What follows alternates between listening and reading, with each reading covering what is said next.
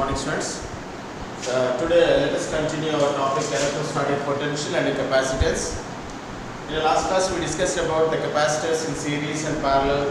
What is the net effective capacitance when they are connected in series and parallel? Now, in this class, we are going to find the electrostatic potential energy of system of two charges. Electrostatic potential energy of system of two charges. A system of two charges. For that, we are considering a charge Q1 which is at A. A charge Q1 which is at A. So due to this charge at a distance R at B, we are going to calculate the potential energy of two charges. For that, now I am going to calculate the potential at B. The potential at B due to charge Q1.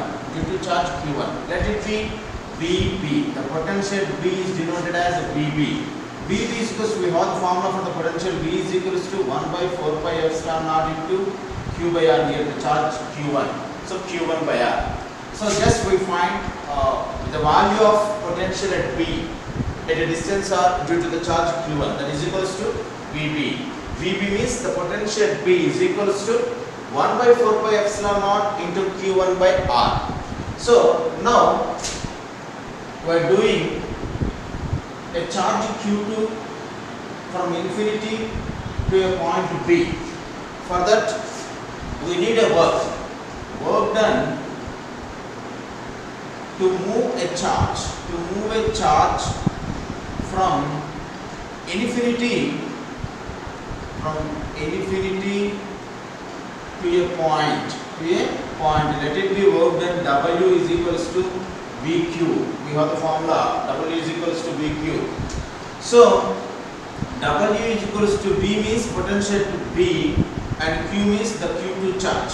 What is the value of VB? We know from equation 1. 1 by 4 pi epsilon naught Q1 by R into Q2. So 1 by 4 pi epsilon naught Q1 Q2 by R. This is the work done. But the work done can be stored in the form of potential energy. So W is replaced by U. Therefore, the work done can be stored in the form of potential energy.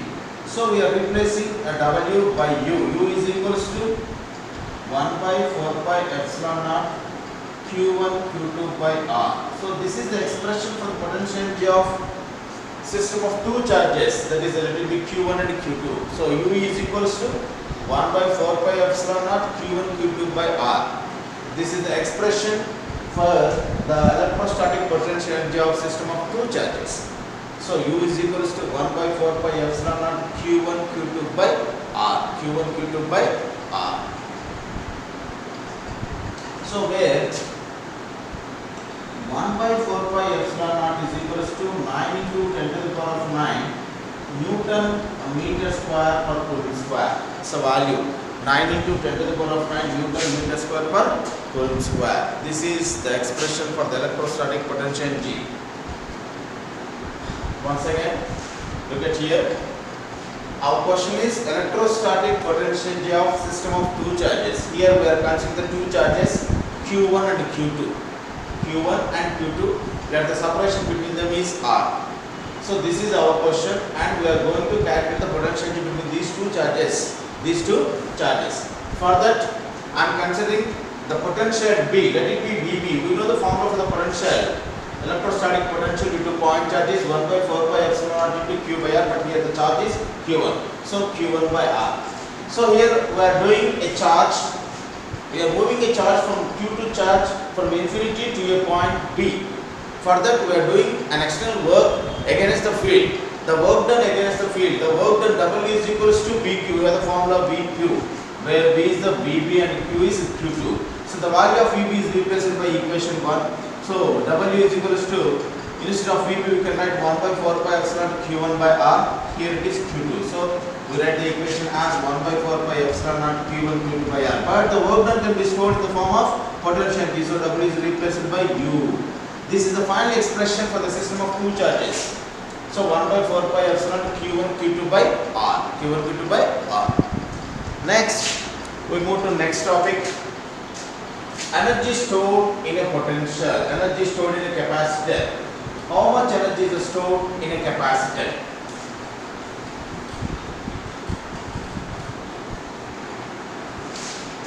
Our next question is energy stored in a capacitor. Energy stored in a capacitor. In a capacitor. How much energy is stored in a capacitor?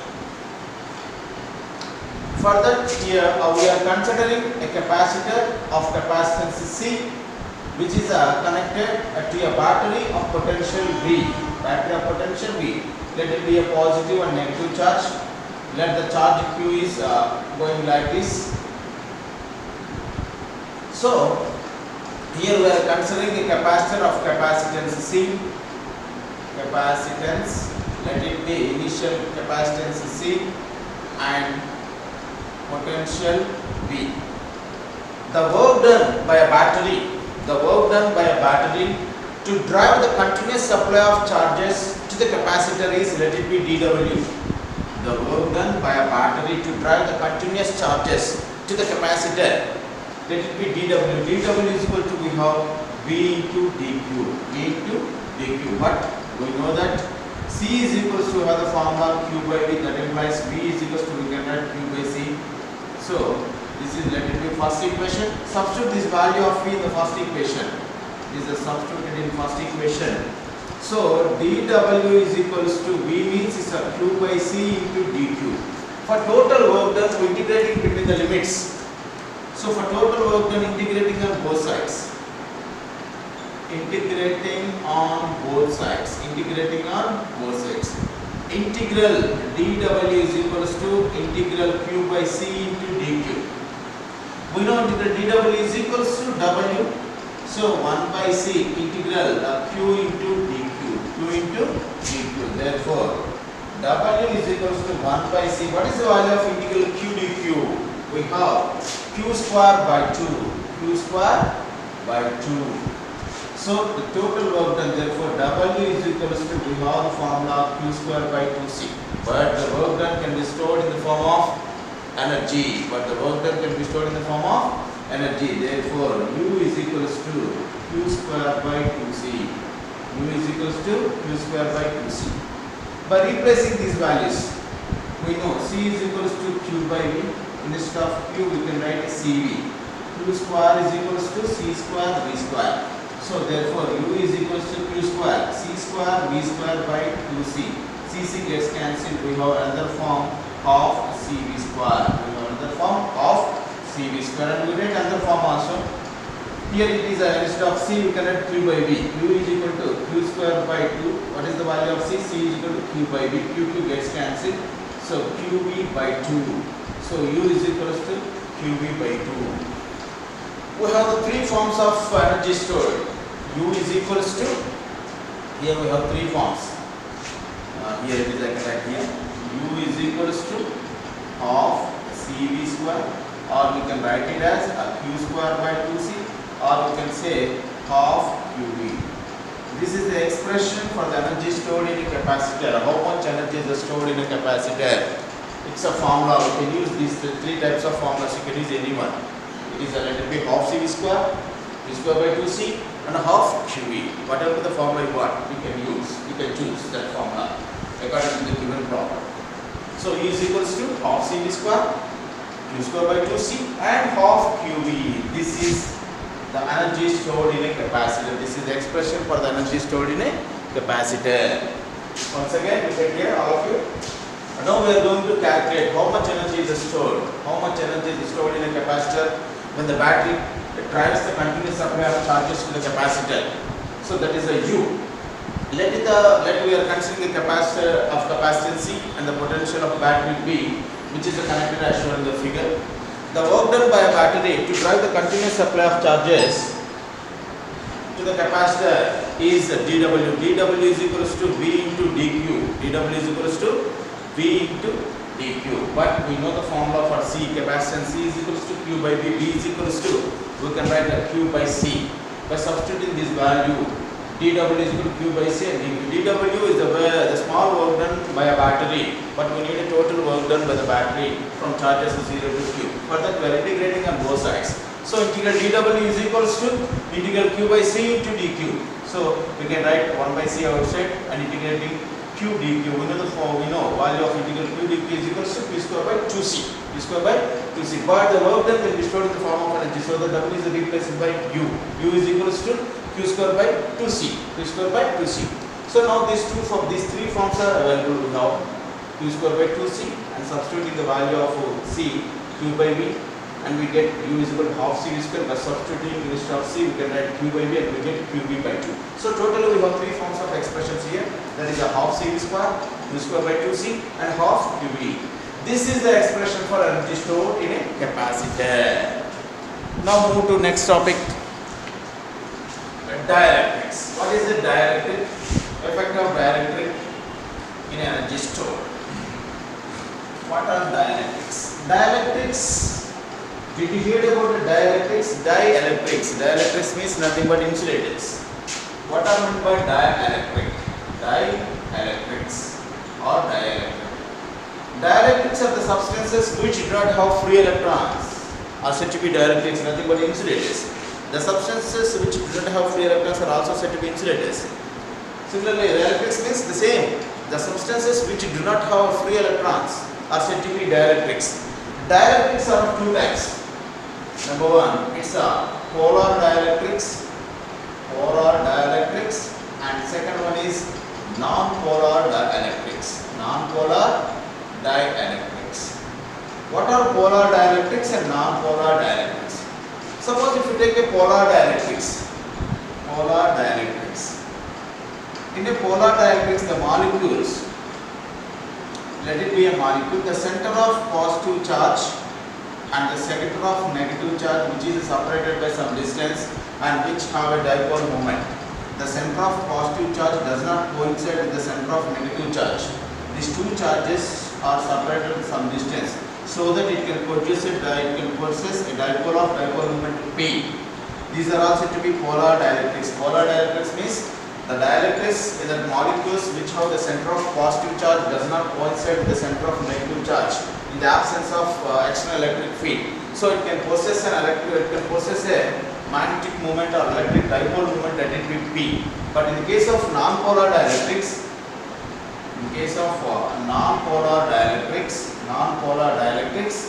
in that molecule the center of positive charge is coincide with the center of negative charge.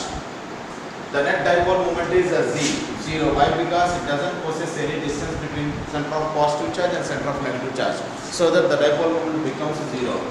Why it becomes zero? We have the formula for the dipole moment P is equal to Q into 2A, but here 2A is equal to 0. Why? Because there is no distance between the center of positive charge and center of negative charge. So that what happens, P is equal to 0. It possesses a zero dipole moment, non-polar dielectrics. So in the case of polar dielectrics can possess a dipole moment to P. Why? Because there should be some distance existence between the center of positive charge and center of negative charge. So this is about the polar and non-polar dielectrics. Effect of dielectric when it is introduced between the plates of a parallel plate capacitor, what happens? Now take a look about that. Effect of dielectric. Effect of dielectric.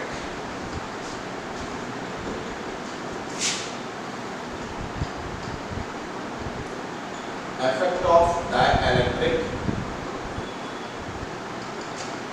when it is placed in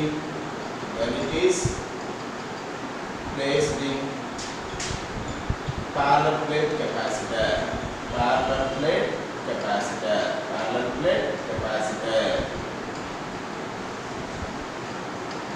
Suppose let it be a parallel plate capacitor. Let it be positive charge, is a positive plate, or we can call it as a positive plate,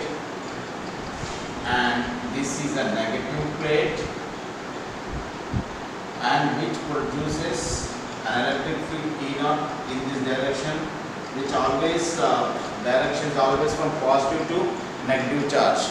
The electric field produced by this system is, let it be E naught. Let it be E naught.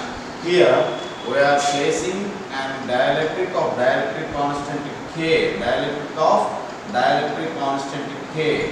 Let it be a non-polar dielectric. Here we are considering a non-polar dielectric of dielectric constant K is a place in between the parallel capacitor. What happens here? Here we are placing a non-polar dielectrics. Non-polar dielectrics means each molecule can cause each molecule, the center of positive charge and center of negative charge coincide with each other. The type of molecules exist in this non-polar dielectrics. When it is introduced within the plates of a parallel capacitor, they get polarized. Means they are displaced from its position. The center of positive charge displaced from its position, and center of negative charge displaced from its position opposite to the direction of the applied field. So that what happens there becomes polar dielectrics. Means non-polar dielectric converted into polar dielectric. Means here it is a negative and this is positive, and here also negative, positive. Always opposite charges are exist. You can like draw this. Positive, negative, positive. Due to this orientation, we can have an electric field that is called induced electric field, which always opposite to the applied field. Let it be Let it be EI. I means induced electric field, which always opposite to the applied field. So that the net electric field E is equals to what happens? Net electric field is equals to opposite direction. So we can subtract. E is equals to E naught minus EI. So it becomes reduces E naught by K times. The electric field reduces. What happens when a non-polar dielectric is placed between the plates of a parallel capacitor? Its electric field is reduced by K times. What is K here? The dielectric of dielectric constant K. So let it be E is equals to E naught by K. What about the potential and capacitance? The potential V is equals to, it becomes V naught by K. So the potential also decreases. But what about the capacitance? C is equal to K into C naught. But here the potential increases. So we can conclude that our final statement is, when a dielectric of dielectric constant K is placed between the plates of a parallel capacitor, its capacity increases by its K times. You have to remember that thing. But the electric field reduces by K times and the potential also reduces by K times. But the capacitance increases by K times. So C is equals to K into C naught. So totally this is about the dielectric. Dielectric of dielectric constant K. Once again look at here. Here we are considering a parallel capacitor having the two plates, a positive and negative plates, and they can produce an electric field E naught, which is directed from positive charge to the negative charge. From left to the right. Here we are placing a non-polar dielectric. Here I'm not considering the polar dielectric. I am considering here non-polar dielectric of dielectric constant K is placed between the plates of a parallel capacitor. What happens? The center of positive charge and center of negative charge are coincide in the case of non-polar dielectrics. When it is introduced in the absence of external field. Here it is placed between the parallel capacitor. What happens? There gets displaced from its positions. They are having some distance between the center of positive charge and center of negative charge, so you can possess a dipole moment. So they are said to be oriented, they are said to be polarized. The molecules of the dielectrics are said to be polarized. So what happens due to the polarization? It can also produce an external electric field, that is called induced electric field EI, which is always opposite to the external field, opposite to the applied field. So what happens? The resultant electric field, what happens? It becomes E naught minus EI, means the electric field reduces by K times. The electric field is reduced by K times. So, and the potential V is equals to also reduced by K times, but the capacitance will increases by K times. You have to remember this thing. Potential increases by K times. So this is about the effect of dielectric, and